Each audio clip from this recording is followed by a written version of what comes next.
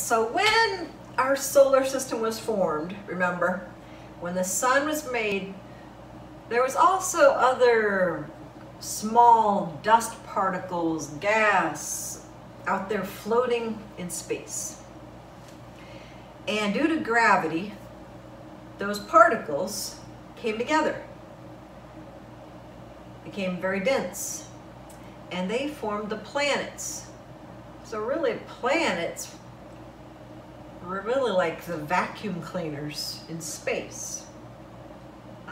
They've really sucked up all the dust particles that were floating around in space and condensed and formed the planets we have today. And they were moving all the time due to the Big Bang and due to inertia. So once one object is in motion, it stays in motion unless it's acted upon by an unbalanced outside force. So if there's no external unbalanced force to stop them moving, like no friction, no drag out in space, they're going to keep moving. So they keep moving, and they keep moving and moving and moving, but when they're around that strong gravitational force of the sun, which is much, much bigger than the Earth. Remember, we could fit like 1 million Earths inside our sun. It has a very strong gravitational force. Remember, two things that really affect the force of gravity. First thing is the mass. So the mass is really the amount of matter in the object. The sun has a lot of mass. Second thing is the distance. So the closer they are together, the more gravitational pull. Further away, less gravitational pull. But since the sun is so massive in comparison to the Earth, it sucks in, it pulls the Earth toward it. But yet the Earth is moving due to inertia. It's still going, but it's pulled toward the sun. So it creates that orbit. The moon then goes around the Earth. And it's moving. Inertia, if we go back far enough, Big Bang, it's moving, it's going to keep moving. But the Earth then is pulling the moon toward itself. So the moon to the Earth is like the Earth to the sun. Jupiter, Uranus, Saturn, Neptune, these are all toward the outside of the solar system. So they're light, they're made of light elements, not as gravitationally attracted to the sun. The heavier atoms, such as iron, are more attracted to the gravitational force of the sun.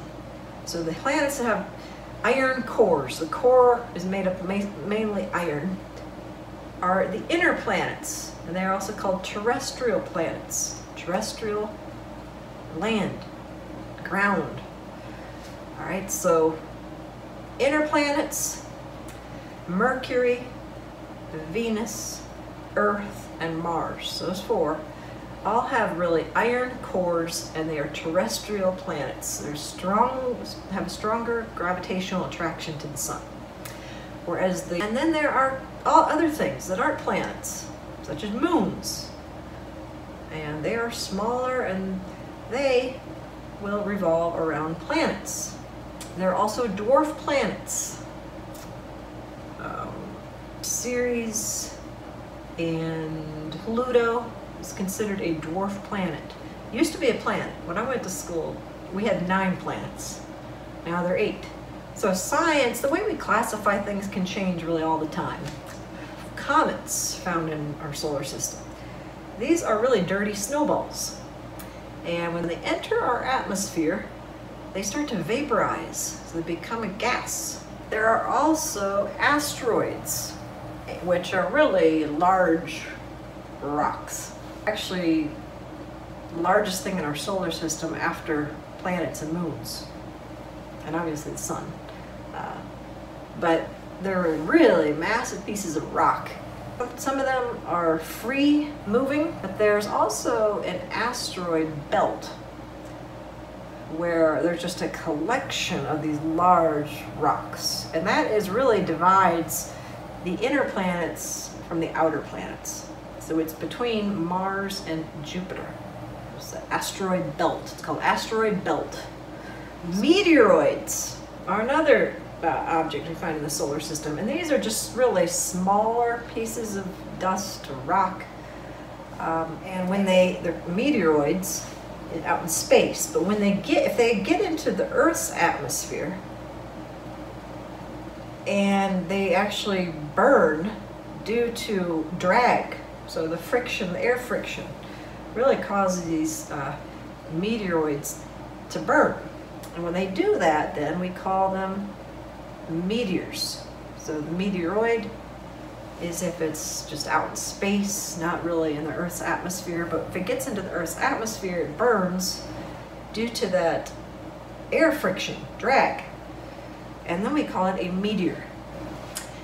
And if it is able to get through the Earth's atmosphere without burning up and it hits the Earth, we call that a meteorite. So a meteoroid is way, way smaller than an asteroid.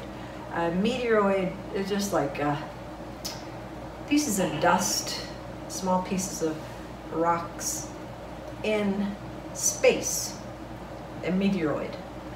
And then if it gets into the Earth's atmosphere and burns up, it's called a meteor. And if it doesn't burn up somehow, and actually hits the Earth, then it's called a meteorite. So a shooting star is not really a star at all. It's actually a meteor. There's so many things in our solar system. And it's so awesome to be learning about this. Because really now, especially, we're really expanding our exploration of space.